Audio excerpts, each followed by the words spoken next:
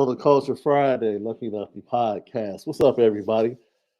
The Onora boys are in the building, and we are brought to you by Onora Whiskey, OnoraWhiskey.com.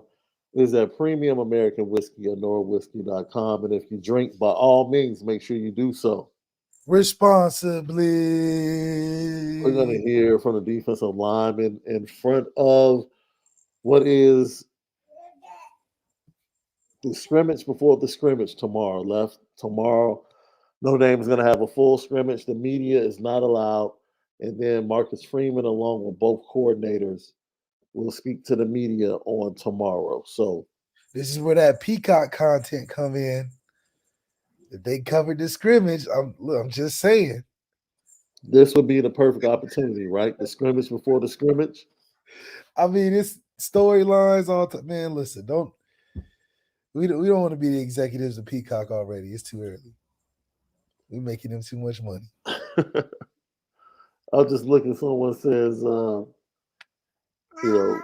man, it'd be dope one year if we wrapped the food truck at the blue and gold game. Had the Lucky Lefty food truck. Ooh. Get Lucky Lefty wings.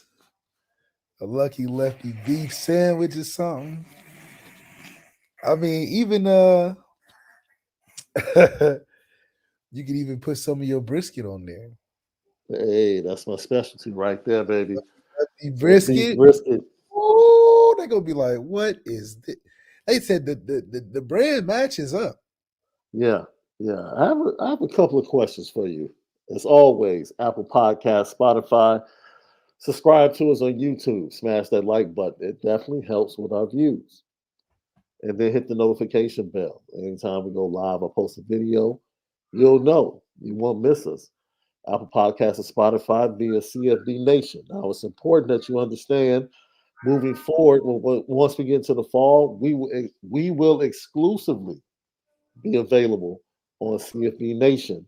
No longer will we be available on the Irish Breakdown feed starting in the fall. So you can do us a big favor. You can go right ahead, start transferring over to CFB Nation, not only for our shows like Rise and Draft with the NFL Draft coming up with Ryan Roberts, CFB All-American as well. We're going to do something special the week after the Blue and Gold game. We're going to have CFB Nation Week right here on the Lucky Lefty podcast. And the host of other shows are going to be coming on, talking college football at Notre Dame with us. So we can get you in tune with CFB Nation, not just the YouTube page, but definitely the Audible edibles that we give every day. I don't know, Audible edibles or audio edibles? Which do you think should be the T-shirt? Edible audio. Or the audio edibles. There you go. Okay. We'll rock out that way. Home of the Misguided Passion. You already know we spin it different. It's for the Culture Friday. So I have a question for you, Lef. I have a question for you. Because I'm pretty sure you watched the latest episode of Power. Another. But let me just. I want you to marinate. I want you to marinate on this for a few minutes. Another disappointing mother. Effie or Lauren? Effie. No, I didn't. No. Don't answer me now, because I see we already disagree. See, I see we already disagree.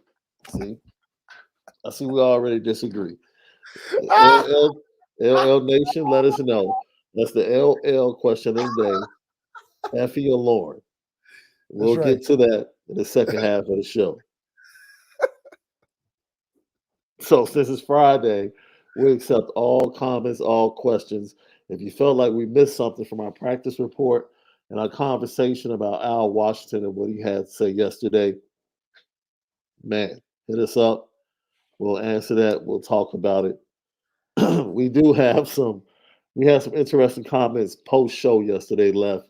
A lot of people said you're bugging, bro, that these studio movie grills are all over the country. And they've enjoyed them. So I gotta go. Man, I don't know, man. You need to hit Google up you know, you, the missus, nice little Friday date. It's totally different than going to the regular movies, though. But you know, ever since you get kids, you can't even get a chance to go to the movies, man. Movies go on hold for a few years when you get kids, man. Because they can't appreciate a good cine movie, with the cinema and all the surround sound. They don't understand what the quiet means. So I gotta catch John Wick on HBO Max or something. Right, right. Gotta catch Creed on Apple TV or something. So let's get to any lasting impressions from what Al Washington had to say before we get to the players. I hope he knows that the expectation for his unit is vital to the team's success this year, and for him to be leading that with some guys that are very capable. I think are going to make his job.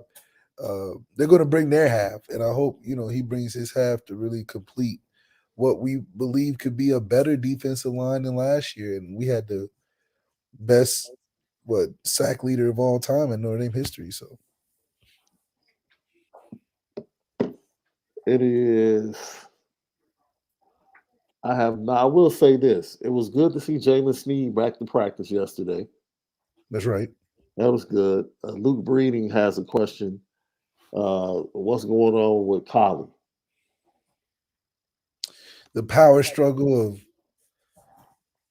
you're not in the doghouse, but you're in the doghouse. It's a combination of things. Sometimes you become frustrated as a player and time passes. And when the time passes and you can't quite get your footing, you kind of in that purgatory space, and hopefully he can get out of the jam and figure out a way to get on the field. But, some of that stuff is political in the sense of like the coaches got to want you out there and got to trust that you out there. But at the same time, it's like, man, all right, now we got these young guys that might be the most athletic in the group as freshmen. They could be passing people up. That Notre Dame window exists no matter who the coach is. So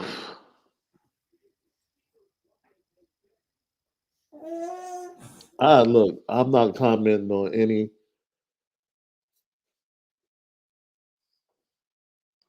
transfer, or I haven't heard anything. So I can't speak for anybody else on any other boards or publications or anything like that.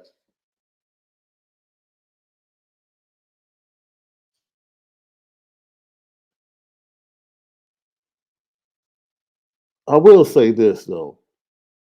Um, I I know we all have preferences left.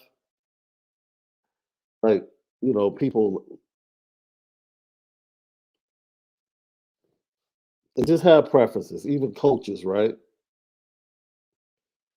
So the question is, some people like their linebackers to be a certain height, certain weight, and I mean, look at Marcus Freeman. He probably looking for guys that look like him. yeah, About 6'2". That's Jay Nosberry. That's the Drake Bowens. About 6'2", 6'3", about two. What Marcus Freeman play at? About 235, 240. You big. yeah. Dayton Cat. Just ooh. It's Because it's a different standard. You playing for the head coach who was a linebacker. yeah, So, he probably super picky in his own way. And if you underweight, that's just probably something he like, I ain't accepting that. I don't care, what it is. You just not about to be out there in 215 soaking wet. And I'm Marcus Freeman. I was constantly at 235. yeah, I ain't got to beg Drake Bowen and Jay Nosby. They came in ready. They came in heavy. yeah, They came yeah. in. The boys came in. I didn't remember guys being that big in high school. But it's just one of those things, man. I question. It's just weird, man. Right? Because at some point, maybe football is different. But you remember in basketball, I think Kevin Durant went to the NBA Combine and did 0 reps on the bench press. He couldn't lift 185 not one time. Not one time. They need to. Didn't mean a darn thing. Didn't mean a darn thing, right? So, Steph Curry probably couldn't do too many reps at 185. you get to a point where you have preferences from coordinators and the linebackers and how they would like them to look and this, that, and the other. Look, if you feel like he needs to be at a certain weight to be able to play more plays, by all means. Um, I pretty much believe that Prince Collie probably views himself as a starter, and the politics, and he's probably on schedule. Knowing him, he's probably on schedule to graduate and can probably finish up online Pretty if he soon. chooses to leave. So he's probably in that sweet spot where he can still have a couple of years of eligibility. Yeah, Which you so know. Marcus Freeman has been with him this whole time. So, you know, And we've seen this at Notre Dame, right? he probably got that Eric Bieniemy thing going on. He there, he keeps trying, he trying. Well, Miles Morgan couldn't get on the field because of Joe Schmidt. That's facts though. That's, there's no debating it. There's no other theory, conspiracy. He wasn't getting on the field as long as Joe Smith was at school. That's just what it was. And that is and was mind boggling. It was unfortunate. So like I said, I haven't heard anything at all. And whatever happens, there are certain things that are more understandable, if that makes sense. Like right now, if a certain player might have requested a transfer, I'd be like, what? But the name that's been brought up, would it shock me? Mm, no, it wouldn't shock me at all. It Only wouldn't. shocked me on the academic side because I'm like, man, you so close to finishing. Yeah, Go get your little. but he just strikes me as a young man. 3 years through, this will be he'll be 3 years towards a degree in April. Yeah, look go ahead. So You're locked in. He's locked in at least for this year. yeah, yeah. Because, like we always say, you be a fool to leave that close to being done. I just wonder,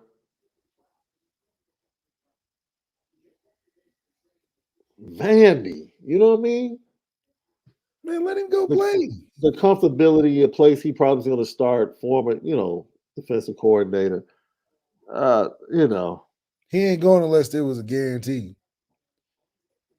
But it makes sense. I'm, All right. I'm sure he can get a guarantee at multiple places. You know what I'm saying? But And it goes back to fit. That's his guy. Go to your guy. Forget going to the best school. Go to where your guy got your back. That's what he yeah, needs. yeah. And Lucky not Lefty that Marcus podcast.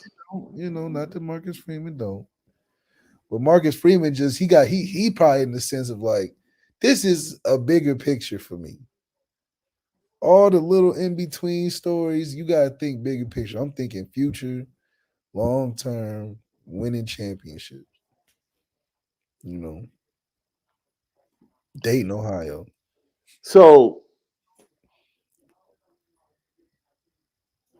the one person that Al Washington did not mention when he mentioned talked about standouts was probably the most impressive defensive lineman all spring. And so I said, I'm going to save this clip for Left because I think this is what Left has been waiting on. So, in my opinion, the best defensive lineman all spring has been Jason Onye. And Jason Onye met with the media. And this is what he had to say about his time in Notre Dame, his transition. Remind you, he just picked up football basically his junior year in high school. And here he is dominating spring camp for Notre Dame. This is what he had to say to the media. I've had a lot of like older guys like Myron, Jason, Justin around to like give me advice, just stay down. Those guys also did the same thing. They had come into the program, had to wait a couple years before they got their chance. So like hearing from them and just like listening to them and like it gave me like motivation to like keep working, keep my head down, and just like eventually it's gonna come through. And then what's kind of allowed you to kind of ascend this spring? I would say like a big shout out to like Alexa and Coach Bayless because they got my body right. That's like one of the main things I need to do, like as far as like putting on the weight, being healthy, so I can play my best football on the field. You mentioned motivation. What motivates you? Motivating me. That's a big thing for me. I would just say like helping my family, my mom and dad, like all what they did for me, like getting me to this position. Like I'm a kid from Rhode Island. Like this wasn't expected for me. I wasn't expected to be here realistically.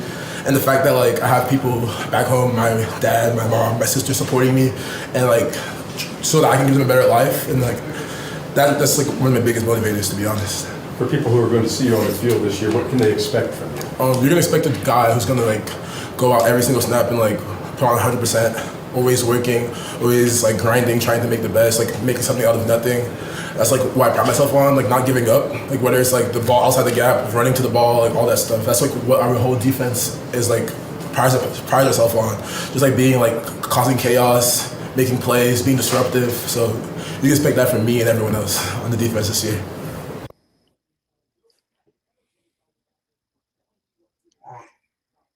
He said he's going to cause chaos, bro.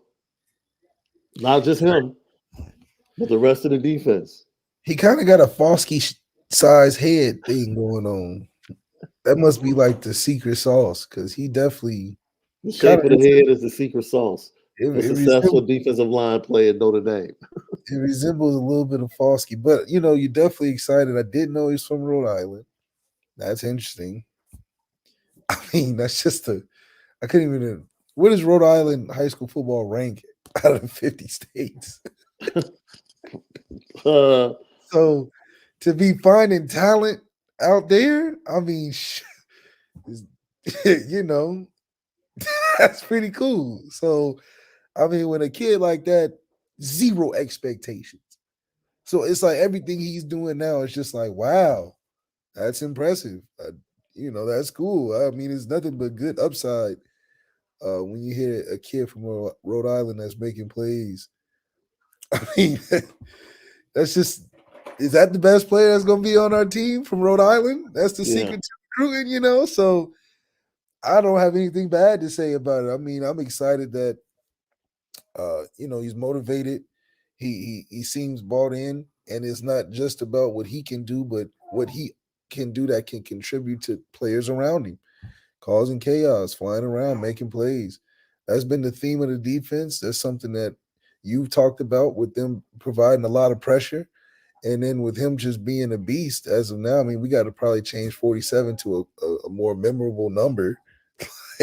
But that's a Rhode Island number, And I think 47, I'm like, he got to be from Rhode Island, That fits. So hopefully, he can continue the path of inspiring the guys around him. He seems like a likable guy, a guy that you would want to play next to, play with, play for. So excited to see where it goes from here.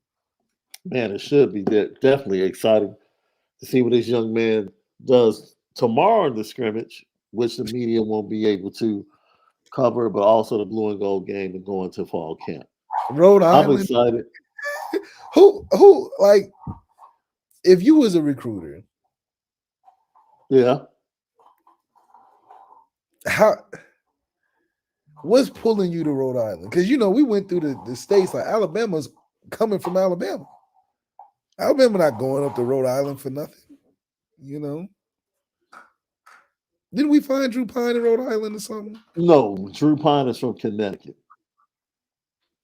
That's the East. You know, Connecticut football is actually, I mean, heck, Jacob and Jared Smith, you know, the twin brothers are from Connecticut. Notre Dame's, they're high on Notre Dame, and Notre Dame's high on them from the 24 class. So,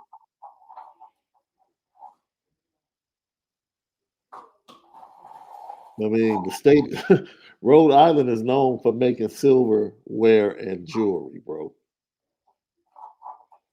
Sheesh.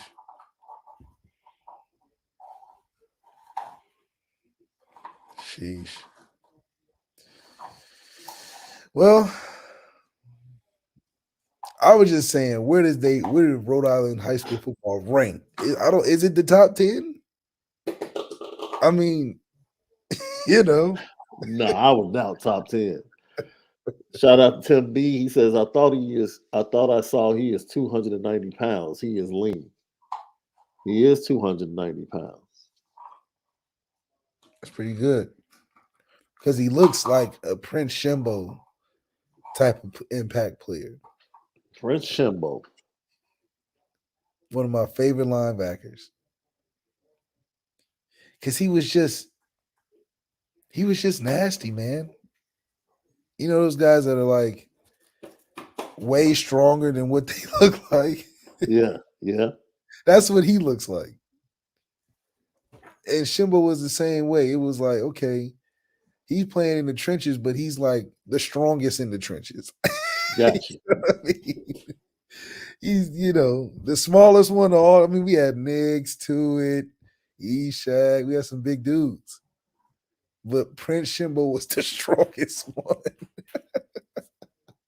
The one you didn't want to run to his side. You know, we run to his side. Right. We try to run to his side. But we didn't want to run the Shimbos. That was the difference. So I love, and I mean I absolutely love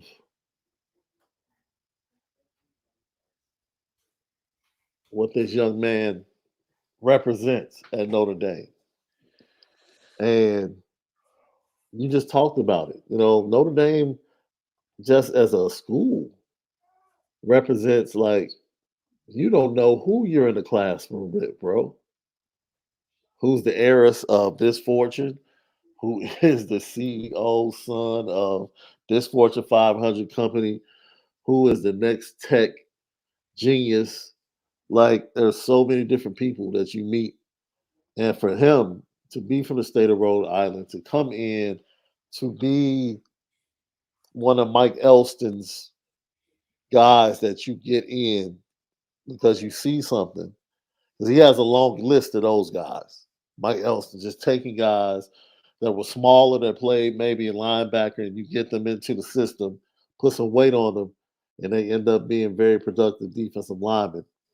Jason Onyé kind of fits in that mold. So, like and it's ironic that we're talking about. Go ahead, Left. You mean like a hybrid type of player? I don't know if you can call him a hybrid. He's just a developmental dude, man. You know, if you have an eye for talent, you see a kid that is 6'3", 250 pounds and lean, or 240 and lean, you say to yourself, man, we can probably, if we can get him up to 290 and keep his athleticism,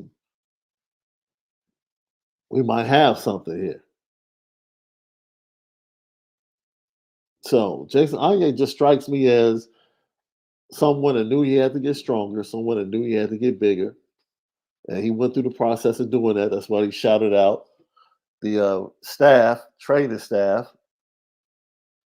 And ultimately, I think it comes down to, him being comfortable in his skin. And we're going to hear from Tyson Ford. I don't think Tyson Ford is comfortable in his skin right now. Right. Like he just added 30-something pounds. That's a lot of weight. He's not comfortable yet. At some point, he'll become comfortable. Jason Onyé is comfortable.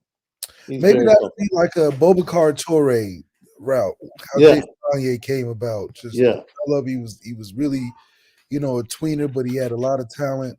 Became one of the better players in year 2 or 3, kind of thing.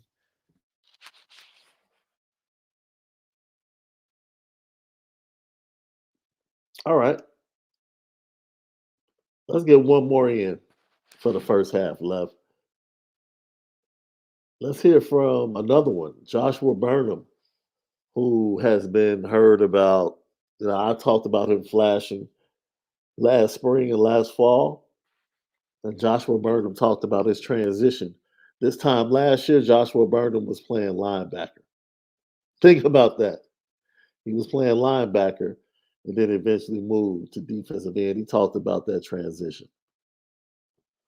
I mean, I think since I've been here, I've put on like 30 pounds of lean mass. So Bayless and all the strength coaches have been a huge help for that. Like the first couple weeks, being like 215, going up against the Joe Waltz, like 300 pound, 315 pounders. I mean, you just get washed out of the way. But now I feel like I have like the mass and the power to be able to stick my foot in the ground and have that power. So it's been good. And then what has kind of Coach Washington been focused on to kind of grow in your game so far? Yeah, he's been super helpful. I mean, meeting after practices and stuff. Just focusing on, I feel like the biggest thing for me is like seeing the hands and the handwork. So just getting more in depth with all of that has been super helpful with him. Can you talk about that transition? What was the hardest thing to make the transition, and how did you deal with it then? Yeah, I mean, it was definitely hard at first just because, I mean, I played linebacker my whole life. I think I came off the edge in high school one time, and then being into just thrown into this role where you're getting contact right away, and like I said, you just get pushed back and have to fight and fight. It was definitely difficult at first, but then, I mean, with Foskey and like all of them being here, just being able to ask them questions and learn and see what they do and pick up on some of the habits they have, it was very helpful. What excites you about that position? I love it. I think my like speed off the ball and stuff helps for sure. Like I said, you just getting like the hand and footwork down. I think it would be very helpful. The first thing I said about the young man was he had an incredible first step. I'm talking about the first time I saw him at the Viper. I was like, yo, this dude's first step is going to be amazing once he is strong enough. And he was as thin as man. He has put on 30 pounds since getting to Notre Dame. That's basically over a year ago. In 1 year, he's added 30 pounds. He looks rock solid. And he said lean mass. That's something he said. Not just adding weight, but adding lean mass to keep you nice, lean, athletic. So, if we really look at the timeline, Josh Burnham is probably still another year away from really being a dominant, impactful player. Can he make plays right now? Yeah. He can make plays right now. I don't think he's going to see tackles as good as Alt Fisher, when he steps on the field. But his first step is always going to be his best asset. He definitely reminds me of what they try to do with Ben Council, moving him from linebacker to more of a rush end. Ben Council added a ton of weight. It looked great. Unfortunately, he had gotten injured. And, Jalen Smith, Jalen Smith just came and just tore up the whole natural order of things. Now, Ben wore 30. Is that his number? 30? Ben Council and Josh Burnham kind of look alike. They look like Captain America. And like you said, he definitely has looked like he's put the work in. And man, it's just impressive to see him. Wait a minute. Joshua Burnham does look like Captain America. I know, right? That's crazy. Channing That's Tatum, crazy. 21 Jump Yeah. Like that. But yeah, so for him to be committed to developing into a whole new player, because like he said I rushed off the edge one time. So just imagine you make it to the peak of your football career, and something you did one time is now what they ask you to do all the time.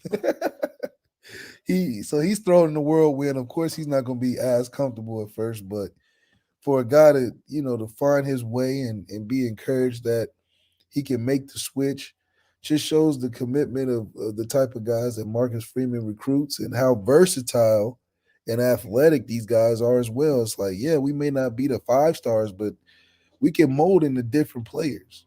I Yeah. mean, Matthias was a receiver. Then he became a DB. Then he became a safety. And now he's like an 8-year vet in the league for special teams. He don't play Yeah. nothing else. Yeah. CJ came in as a safety, then went to linebacker for a hot second, then went to receiver, then went to running back and got drafted as a running back. So we know how to turn a kid's whole career around. Essentially, Kavari was a running back. Imagine that. Yeah. Then freshman year played corner against Marquise Lee, all the top receivers, was damn near freshman All-American, and ended up playing DB. So it's like Notre Dame has been really successful in doing that. So I'm sure Josh Burnham trusts that, their way of seeing him and his career is going to pay off. And add 35 pounds that quick, that means you believe in something. So we'll see what happens. Have to believe in something, right? You have to believe in something. Lucky Lefty podcast. It's very interesting to see what both of them said. That's the reason why we jumped on both of their clips first. Both of them are pretty confident that the defensive line is going to be able to raise havoc and make plays. Tackles for loss, sacks, fumbles created, fumbles recovered. I think something with the depth and the wave of talent that they have is also good to hear. Yo, Javante Jean Baptiste, who was, spoken about multiple times for Al Washington. You're going to hear some players coming up talking about him as well. And he looks like he might end up being that Grizzly, silverback in the room left. Yeah, he's definitely more of the plug and play, your standard vet, the guy that completes your depth chart as a dangerous D line. I'm sure you don't have to do too much worrying about him not being consistent. He's probably one of the most consistent players. Played in big games, great leader, I'm sure. But his impact is no different than what Sam's trying to do. Is like, look, I'm here for these 3 games, make some big plays, get some film, so we can go to the next level. And I think, Al Washington appreciates his efforts as well as being a leader. I think his leading by example will allow him to be the top dog in the room, especially for a 1-year basis. Oh, man. Brian J. Irish, thank you for the question. What's up, LL Nation? Is Brendan Vernon an early enrollment? No, he's not. He wanted to be an early enrollee, but for some reason, the state of Ohio and the Catholic league that he's in does not allow, or the school he goes to doesn't now allow athletes to enroll early. I believe it. That was my school. I had to call him up. Had to tell Brian Kelly to come on down. They didn't know what to do, but they allowed me to go early. But I believe it because my school is like that. Yeah, there is. That's weird because ESPN has like this for the last 5 years. They've had the Battle of the Champions. So like each state champion in basketball comes to the tournament and they play. And they started this. No, it's been longer than 5 years. This goes back maybe over a decade because the first time I heard about it was in the midst of Jabari Parker and Simeon. They were in the midst of their 4-year run of 4 straight titles. And they couldn't go participate because the state of Illinois didn't allow outside tournaments post state tournament. It was just something weird. Like, what do you mean you don't allow schools to go play outside of Like, how are you controlling the season is over? Like, how are you controlling whether or not they can go play in a tournament with other state champions to prove whether or not, they stand up against the best of the rest of the best? So, Maybe it's liability or something. Who knows? man, Lucky Lefty podcast, just goofy. Just like the state of Ohio, just goofy. Just goofy. All we did was produce the greatest basketball player of all time. No big deal. Wait a minute. Kobe was from Philly. Mike was from North Carolina. And the best is from Kareem was from New York. And none of them scored more points than the greatest from Ohio. You do realize that him. I saw your little shade on Twitter. My little shade about who? LeBron James. No, someone said something, and I just stated a fact. That wasn't shade. Oh, okay. Did he not lose to Aaron Kraft in the state playoffs? What does that gotta do with anything? It's a fact. What does that? It's a fact. What does that have to do with anything, Shaun? It's a fact.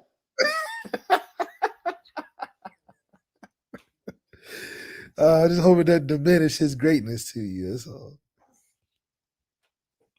Maybe. So I have a question, bro. I can't play the clip because for trademarks, right? Okay. And don't want our page to get hammered by YouTube. But Udonis Haslem, longtime veteran, his Miami Heat will be going up against the Chicago Bulls tonight for that final spot in the playoffs. And he was on the Pivot podcast. He told an interesting story, bro. When he was at Florida, he said Steve Spurrier had to call Billy Donovan because he was walking around smacking and beating up football players. So Steve Spurrier had to call Billy Donovan to tell him, like, yo, man, you got to tell this cat Udonis Haslem to, like, relax. Like, he's just walking around smacking up my football players, right? And so he tells a story. He said Mike Miller, I think Mike Miller's like from South Dakota or something like that. Something crazy. Mike Miller was his roommate. So he comes out as a freshman and like everybody's picking on Mike. This is Florida. He's a kid from the Midwest. Comes down, he's like football players are picking on him. So, I started smacking dudes up. Like, yo. And he started dropping names too. I was like, whoa. I'm sure he has kids right now. They don't need to know that they got smacked up by a basketball player. For sure. My question left. Did you all ever have like any run-ins with like the basketball players or?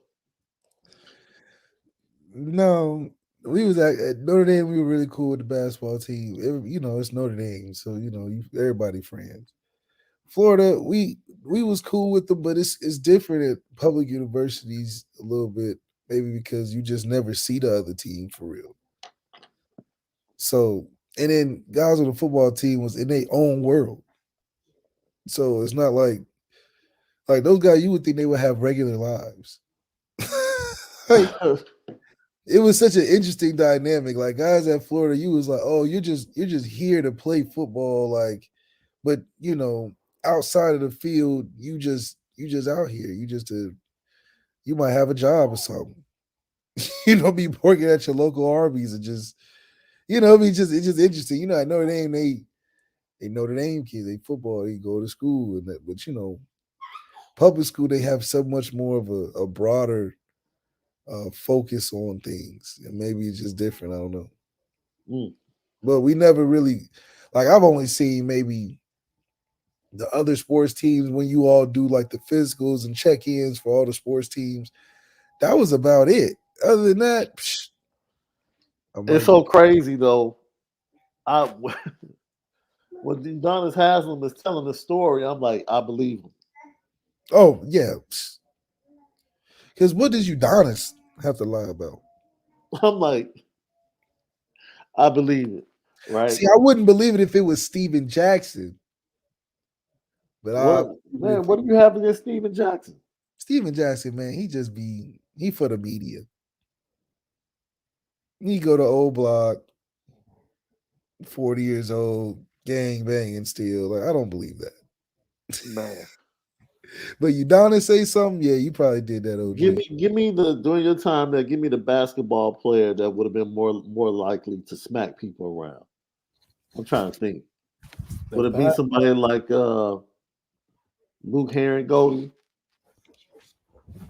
That's on our men's basketball team. That was around. Yeah, that was on the squad around the time you were there. All right, Jared, just because he was the man. I don't know. I mean, they were all pretty good dudes. Probably Jared though. Now, this is interesting. I want to get your thoughts on this because you saw me retweet this from Coach Reed this morning on Twitter, on my Twitter feed. And I guess one of our listeners said it's official now. The NCAA makes rule change to remove official visit limits for recruits, which is currently at 5. They will have unlimited official visits, bro. But only one per school. Yes. So it doesn't change much then, right? Because Yeah. only kids are narrowing down a decision about 3-4 schools anyway. Well, having a 6th or 7th official visit might give another school an opportunity. Do you have enough time to take that many officials? If that's the case, I'm going to Hawaii for the vacation, like we said, going to Oregon for the shoes. For sure. Old Miss for the swag colors. Yes. Ohio State for the vibes. You know, I'll just start taking trips. Because it just makes it totally unserious at this point. If you can only go one time. I don't know how much it moves the needle. Maybe kids squeeze out one more. Maybe. But there are so many official visits going on. Like the unofficial visits that are happening right now, they're official without being official. You know, if you think all of these kids are flying around on their own dime, going to campuses 2,000-3,000 miles away, come on, man. Come on. I think the difference is they can't directly give you some money or something. What is the difference? I don't even know the difference these days. No, the official visit is paid for exclusively by that institution, right? If it's not official, then it's supposed to be on their own dime. Oh, well, hell, that don't be happening then. Not for players they like. You think Richard Young's unofficial was an unofficial? Psh. Man, look. Josh Buffo said his officials are Texas, Oregon, USC, Hawaii, Notre Dame, Tennessee, Georgia. All great visits.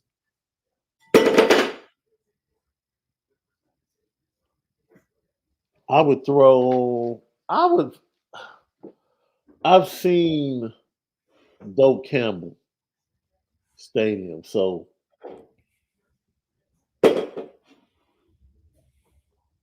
matter of fact, that might have been the first football stadium I actually walked. No, yes. That might have been the first football stadium I actually walked into. I went to Tallahassee for a visit for baseball back in the day. I went to Florida A&M for a visit. Oh, committed right there. And you know, Florida A&M is literally right down the street from Florida State. I mean, they're a dual student. Right. So I saw the stadium and got a chance to walk in. I was like, yo, this is like Florida State was still popping at this time. I was like, yo, this is incredible. So I don't know if it really pushes the needle that much. I think it gives maybe one team an opportunity, but I think it takes away this time period to where kids are using unofficials and then come back for the official.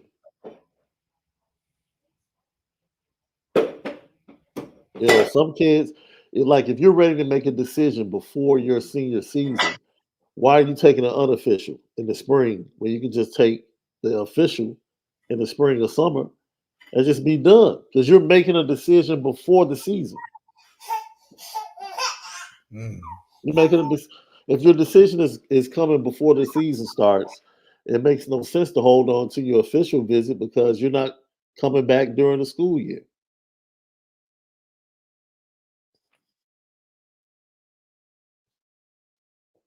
That is true. Maybe they, somebody said in the chat, Domowat talks about it's making the unofficials official, so you can't be under the table as much. Maybe to clean up some of these unofficial visits for schools that are under the NCAA like qualifications. Like for instance, how many unofficials you think Colorado's taking in right now? A lot. From transfers and all type of stuff. So they're probably like, look, we just gonna give y'all one chance to go and just call it an official. Yeah. Because I'm definitely not taking an official to Boulder. No.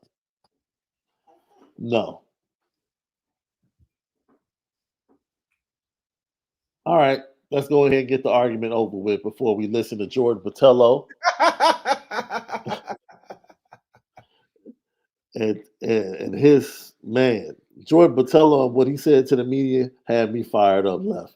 We'll talk about that coming up. Thank goodness. Power, for those of you that might not watch Power, bear with us. Because the argument today is Effie versus Lauren. Not who do you like, but Effie versus Lauren. If you were in Tariq's shoes, who would you rock with? Effie. No question. Go ahead. Give your reasons. 100% Effie. One, because Effie can do bad by herself. Like she can handle herself in a situation. Lauren is a civilian. Let's just be serious. Mm-hmm. And Tariq, his whole internal battle is trying to be a civilian while being a gangster. And it only matches with Effie. And Effie understands. Lauren, being a civilian, has no code like Tariq. So even though Effie is lying right now, that's still in the regulation rules of the game. First of all, that's the rules of the game. We're not about to just throw this under the rug like it's a little white lie. We're not about to do that. Wait a minute. It is. It's what? It's stop. This is not a little white lie. Stop. It deals with trust. It deals with the ability. Now they both have proven themselves to be untrustworthy. Okay. They both have proven themselves to be but this would be the third time Effie has played Tariq. Now, at some point, after the third time, it's like, okay. But Tariq had Diana, Lauren, and Effie at one time. Killing the game. Diana still like Tariq on the low. Nah, Diana was on some. Diana played herself. She definitely played herself. 100%. She played herself. So now she's over there with Assalamu alaikum. Man. Put a t-shirt. Hey, put a t-shirt on my man. The next time y'all want to give them a scene. Yeah, he ain't even had it. They gotta put him in Michael B. Jordan Creed camp, man. Get him buffed up. So your team Effie. All right, that's cool. First of all, I'm definitely team Lauren. Why? Well, first of all, you need balance. You need balance in your life. See, that was the problem. That was the problem with Ghost. The problem with Ghost is he had an Effie in his life, and that's why he ended up falling back in love with Angela. See, because he had somebody that didn't want to let him transition from being the street dude to the business dude. That's Okay. Effie. Effie's gonna keep him in the same spot for the Wait a rest of minute. his life. Effie's only doing it to raise money to go to school because she's robotics Cat, tech. cat. Cat. He loves the game too much. Oh, He loves the game too much. She's just like his mom. She loves the game too much. Just like his mom. Loves the game too much. So the transition is going, you have to go get somebody that's from a different world that can understand where you need to go and help you in that. If he wants to really transition and be a normal civilian, whom better than to help than another civilian? So I mean, it is what it is. doing civilian work right now. She is undercover. The matter of And fact, she's dead right now. And she pretty much gave him the heads up that a case is being built. He knows that though, because of her. He didn't know that. He knows it because of her. Because she's the witness. Yeah, How you gonna wife that? because she told the truth. Oh, We're still waiting for Effie to tell the truth. she's just trying to find the right time. Ain't no right time, bro. She Ain't just no right had time. she just had to steal the recorder back. Well, wait a minute. You know there is no right time now. He knows. Oh, he know now. Yeah, he know now. I mean, So but she's Effie's in the same boat as your boy when he finally tried to tell the truth to Monet. You see what happened. Monet always sabotage. Another good woman finding ways to set their man up. First it was Franklin Mama, and Monet can really sit there and do that. I was starting to like dude. I'm like, he ain't that bad. Cause when they had him in prison, I'm like, man, they gonna get him knocked off quick. How about Tariq just leave both of them alone and get with light skinned Keisha? Light skinned Keisha doing too much. She does do too much. I'm thinking just run with Governor Tate. Them boys ride to the top, and then they run off of RSJ. Hey, why you tripping? Braden might have the best of the bunch. Kiki not bad, but Kiki nosy. Kiki too damn nosy. I'm like, Kiki, stop, man. She was all up on my man's phone. Lucky Lefty podcast. When we come back, we'll hear from more defensive linemen. You should be excited about how excited they are right here. Lucky Lefty podcast, Apple Podcast, Spotify, CFB Nation, in conjunction with Irish Breakdown. We spin it different. Left on the way back, man. I just saw this recently posted on Twitter as we get ready to hear from more of the defensive linemen. Man, did you see that someone had the audacity, and I do mean audacity, look, Pro Football Focus is starting to lose a lot of respect for me. Did you see Sam Munson? Sam Munson, who I scheduled multiple times on shows in Chicago. Sam Munson has CJ Stroud ranked fourth as the quarterbacks. He has Stetson Bennett ranked in front of Hendon Hooker.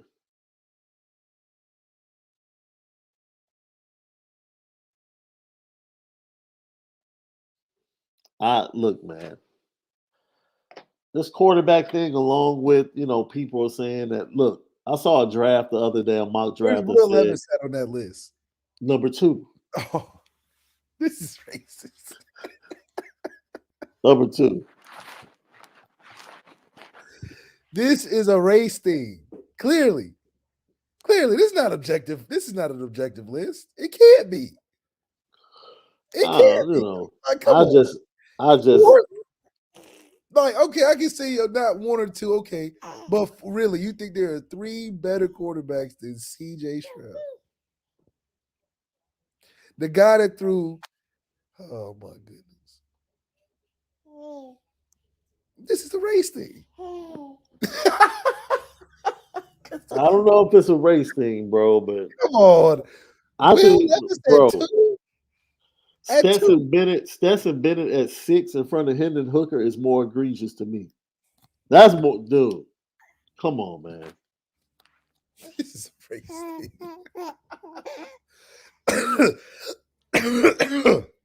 And at 5, Clayton Toole from Houston. Like, either this is them trying to be next gen stats and analytics and numbers breakdown, pi equals 3.145, and all these numbers down the line. Man, look. But this come on. This is what they get paid to do, lie and gaslight. This is a gaslighting mock draft for Football Focus. Because what are the qualifications for a guy that we never heard of? Really? Listen, Man, look. I'm not saying that. I am saying it. I don't know what it is. What film are they watching? I believe Stetson Bennett by default gets a lot of credit because, of course, he won. Like, yeah, he won. He got a championship. You're just gonna get in there. You won. You won. You're gonna get in there. So I'm not surprised about them over at Hendon Hooker because they wanted to do that and needed a reason.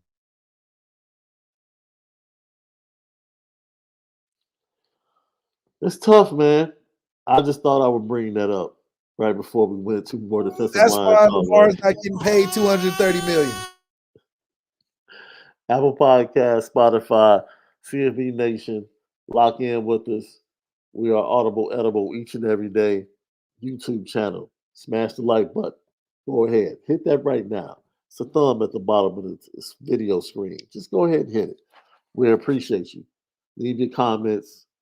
Lucky Lefty Podcast. We spin it different. As we get back to the defensive line, Junior Tool Lamaka played linebacker for the majority of his freshman year. Was with the starting group to begin the spring campaign before the blue and gold game. And recently was moved to Viper halfway through the season. Junior, how are things going? I was able to get some tips from Foskey before he left and everything. Advice from the older guys, from Javante and everything, just understanding pass rush and everything. So I feel pretty comfortable at my position now. So. Washington talks about it being a process, step by step, day by day, improving. What's that improvement been like on your end? Just, obviously adjusting from the advice that you've been able to get, but sticking to Washington's process. Main focus that he brought towards me was working on pass rush. I already have the physicality and that speed off the rush. Besides that, just working on my pass rush and everything. So. Describe your game. How would you break yourself down if you were being scouted? I'll say, eye for the ball. Wherever the ball goes, I'm gonna make sure I'm there, regardless of what's happening. I'm really smart. I'm always studying the playbook. Besides the Viper position, I'm also looking at the linebacker position, seeing what I can do better with. Setting the line, even what I can do better with myself. So. That eye for the ball, is that a skill or is it come naturally? It's a natural thing. It's more see ball, play ball. I'm always. It's been a thing when I came here with Coach Freeman. Always do it, not to it. So that's a mentality I definitely have to change. What are your personal goals for the spring and the upcoming season? Goals, I'll say, just working on my pass rush. But that's one thing I've been improving with. But besides that, yeah. I know it's a little early, but do you foresee yourself working a little bit more alongside the special teams aspect as well, like you did last season? Yeah, I've been working on all the special teams, kickoff, return, kickoff, and punt returns. What's the excitement on D-line right now, man? Or just up front in general, being up there with Washington, these guys that are experiencing everybody's role expanding now with that possible. Seeing Javante come here, seeing what he brought from Ohio State is, like I said, I've been learning his pass rush moves from him, and that guy he definitely has moves in his bag. So definitely learn from that guy. Seeing Nana out there being a older guy that's been on the field, even Howard Cross and Riley, just understanding things from those guys has been just a blessing. Just seeing them and telling me what I can improve on and everything. I've been encouraged listening to Junior talk about the entire defensive front. Yeah. He talks Which- about the entire defensive front as if, man, it's nothing but stars littered throughout that defensive front. And Javonte Jean-Baptiste, like, yo, okay, he has a plethora of moves and counters as a pass rusher. Okay. That's what Yeah, you that's like what to hear. That's what you love to hear because you see that it's a wide range of talent on the team where he being talented himself and being expected to be in there at some point, trying to find his way on the team with guys that are transferring as long as guys on the team already. So Yeah. Junior Tulamaka is going to find his footing just right because I do feel like he's a great physical presence on the D-line on that edge and setting the edge. His pass rushing would develop and having guys like John Baptiste being a veteran coming from a school that was considered elite, showing him the ranks, and that's how you have leadership amongst veterans.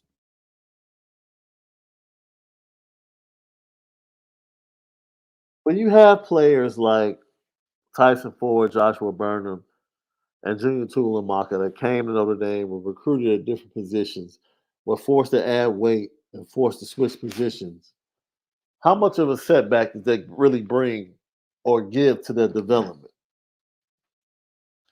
It's all. I mean, everybody's different. I think it's just how they, take it as a player. I think some players have egos where they want to do it the way they want to do it, and not really listen to the older guys in that sense. But there's some guys that take those lessons from older guys early and then become better and build on top of that as well.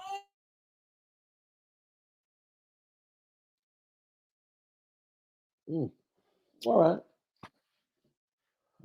I just find it very interesting that this young man, from a pre-snap standpoint, was considered one of the best linebackers in spring last year, pre-snap.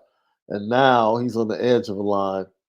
And I feel like he's being underutilized in a way. In what way? I just feel like putting him at Viper really doesn't give him an opportunity to use his anticipatory skill set. That's just my opinion. Yeah, I mean, sure. Well, I think he'll be able to be a rotational guy though in that spot throughout the season in case of injury or they need another threat at that position. So it's something to watch out for. But I think that just like how you're going to put Jalen Snead at the wheel, he could even easily play the field, but it's still a young spot for him to really get a hang of. Yeah, it's understandable. It's understandable. We'll see how it plays out. Once again, I think he is on the same timeline as Josh Burnham to me. I think during the fall, you'll start to see them flash, but next spring is when you really start to see both of them coming to like full maturation of who they're going to be at Morgan Park. I'm sorry, at Notre Dame. I got my Morgan Park shirt on and I'm bugging Notre Dame. Yeah, Morgan Park sound good though. It sound good. Hey, that's what we do. Jordan Botello.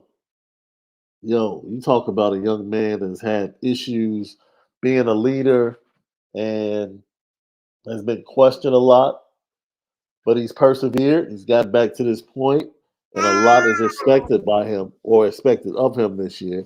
Left, you went on record saying he needs to be a double-digit dude in the sack lane.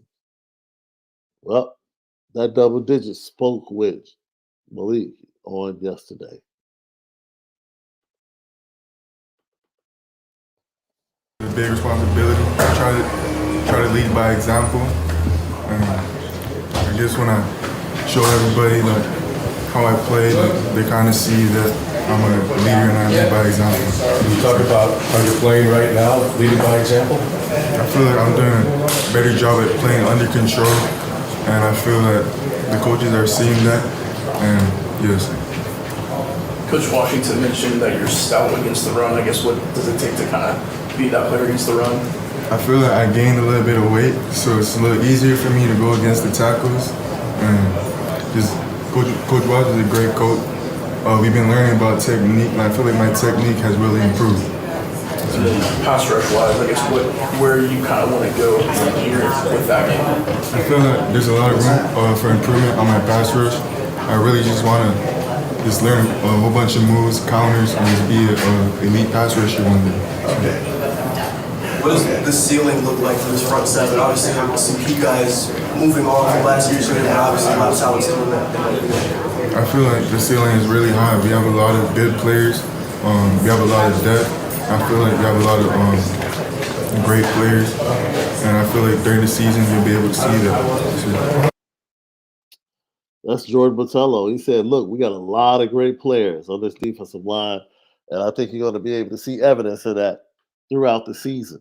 That right there coming from one of the players is absolutely, man, mind-blowing because it's something that we've been begging to hear from the front seven. We've heard it from the defensive backfield. Now we actually get to hear it from the big boys. Man, and you know, it's good for him to see like he wants to take that role, take that next step, and to have the excitement about it. I mean, you know, I know that the D-line probably hears some of what we say, some of what the naysayers say about what their impact on the season could be, but a guy like Jordan Botello, who is expected to be in double digits, I think is saying all the right things you need to feel good about what Marcus Freeman is building on that defensive side. I like what Marcus Freeman and Al Washington are building. Like we gave you the mic'd up tweet piece from Notre Dame media yesterday, and Al Washington has become a lot more vocal in practice, a lot more teaching in practice, teaching the fundamentals, allowing accountability to be at the forefront.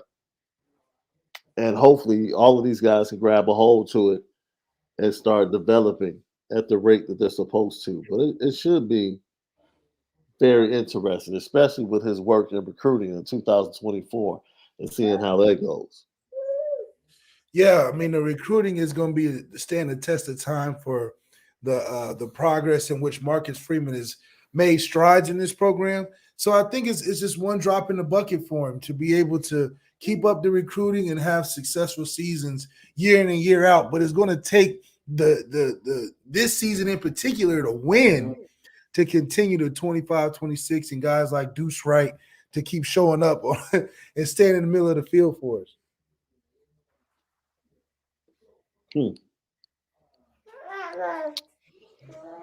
I couldn't have said it any better myself, Left. That's right. Man, I really can't. And as much as we talked about promise and talent yesterday, that is just potential energy. At some point, you know, the potential has to go from that to kinetic. That's right. We dropping science too, GC. Hey, that's all I'm saying. We don't want to see potential. We want to see the kinetic boulders roll around. There you go. Absolutely. We're going to end this with Tyson Ford. Now, I want you to listen to him because what he says kind of lines up with what we talked about yesterday. This is Tyson Ford talking about his time in Notre Dame. It's been a smooth transition. I mean, I came in here at 260 playing DN, now I'm at 290 playing D tackle. So, I mean, it's been a big transition, 30 pounds the past year, but, I've definitely developed a lot. And I'm thankful for the coaches and the strength staff. Halfway through the spring, talk about your spring and how you've improved. Football has definitely come easier, especially the D tackle position for me. Learning the new position was kind of difficult in the past year, but this spring I've definitely seen growth in my development, especially with my hands, quickness, physicality. Learning from the guys ahead of me like Riley Mills, Howard Cross. Those guys are great leaders, so I'm thankful to have them in front of me. When you made the transition, what did you learn about yourself? I just kind of learned that I'm always going to fight. Even when something's hard, even when I'm learning something new. I'm never just gonna give up and just roll over and just stop loving football. I love football, so I'm happy to make the transition to whatever the coaches want me to play. So, how would you describe Coach Washington's approach to you guys over the past year or so? he gives tough love. Coach Watts, he's a tough guy, but he's a great coach. He's really technical. He's really taught me a lot of technique. He's taught me basically everything I know about football right now. So, coming from my high school, so he's been a great coach. I'm happy to have him here. To me, I think you're on mute. But to me, it sounds like a guy that's begging for some empathy. He's like, listen, I added 35 pounds. I don't know if y'all heard about it. I was playing DN. Now I'm playing D tackle. I don't know if you heard about it, but it's a transition and give me some time. I thought for myself, I was going to come in here and rush the passer off the edge like guys like I looked up to Isaiah Fowski and thereafter. But now they got me looking up to Howard Cross and Riley Mills. They got me in there putting that 2 hands in the ground, working some 3-tech. So he said, listen, that's a lot for me. And I've learned that I'm not going to quit because I'm not natural at it. But when I get going, y'all gonna see what I've become. But he's like, right now, just work with me because I'm transitioning. And you have to. And you have to recognize that he's still academically a freshman. You have to give him a full fall camp. You have to give him some reps in the fall. And then by the time the next spring rolls around, you should have higher expectations for the young man. I've added 30 pounds since the pandemic, and I can tell you it's not fun trying to carry it around. Yeah. So I can only imagine trying to be an athlete and trying to carry that around. You're adding it in what, 3 months? Yeah. 3-4 months, you adding 35 pounds, you looking different, clothes fitting different, Yeah. So his thing is maybe about confidence and just, accepting that he's got to be more dangerous at a different position. Yeah. When you've grown up your whole life being dangerous on the outside, and now they ask you to be dangerous on the inside. And play at a high level out the gate. Right. Now, his other suitors were, if I'm not mistaken, Clemson and Oklahoma. See, he would have been rushing the passer with Peyton Bowen in Oklahoma for sure. So I feel good about what he said, Left. Him, Jordan Botelho, Junior Tuigamaka. I feel good about the totality of the defensive line and where they're headed. And I think most people should feel the same way as far as, not feeling doom and gloom based upon whatever your reasons are. Yeah, whatever the reasons are, I think we're going to be in a good spot, especially for the fact that the guys are young. They're young. The only guys we're looking at that's really going to make an impact right away that we're expecting to is a John Baptiste, a Jordan Botelho, maybe a Riley Mills. But other than that, we're dealing with years with these guys. They got a lot of time to develop, and they're going to be fine right on schedule. Tuigamaka, Tyson Ford, and, all the young guys included, we're going to be all right. Lucky Lefty Podcast. Left, as always, great talking defensive side of the ball with you. Great hearing from the young defensive lineman today, reassuring us from the things that we saw in practice and reassuring us with their comments about the defensive line being really good, having depth, and being able to make an impact on this team in 2023. That's right. That's right. The defense is the upside, man. We're trending upwards. Buy stock in Notre Dame defense. You know what time it is.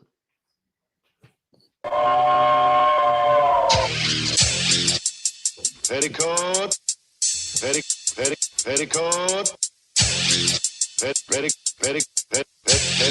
Petticoat Junction. It's time to get petty. Oh, we did a good job executing. Are you upset with something? And fire up the Petticoat Junction train. I just don't like you. You don't? No. What is today's petty historic Petty Junction?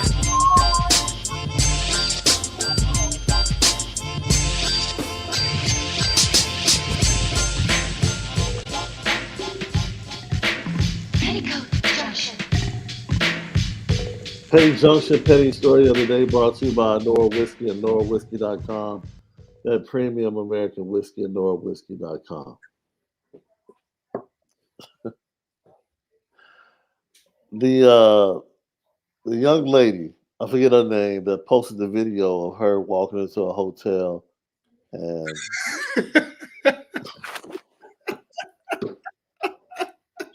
hey man, Capture that all at one time. How do you beat a girl up on camera? How did you know to pull the camera? It was just too.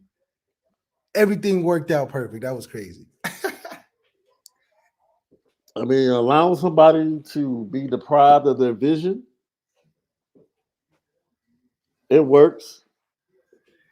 I mean, it was crazy how she did it, and then the girl's like, "Oh, okay, I'm sorry, my bad."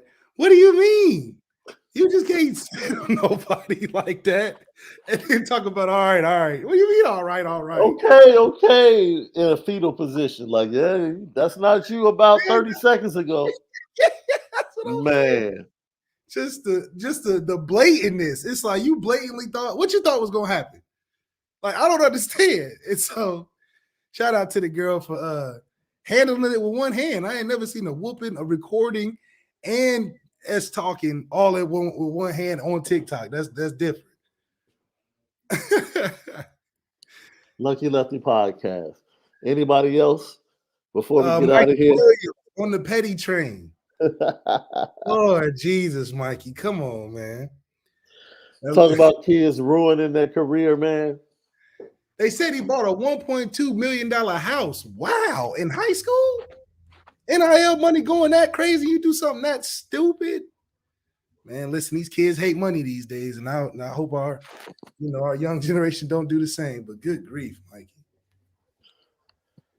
Yeah, that was sad to hear. That was definitely sad to hear. So, look, man, great show, everybody.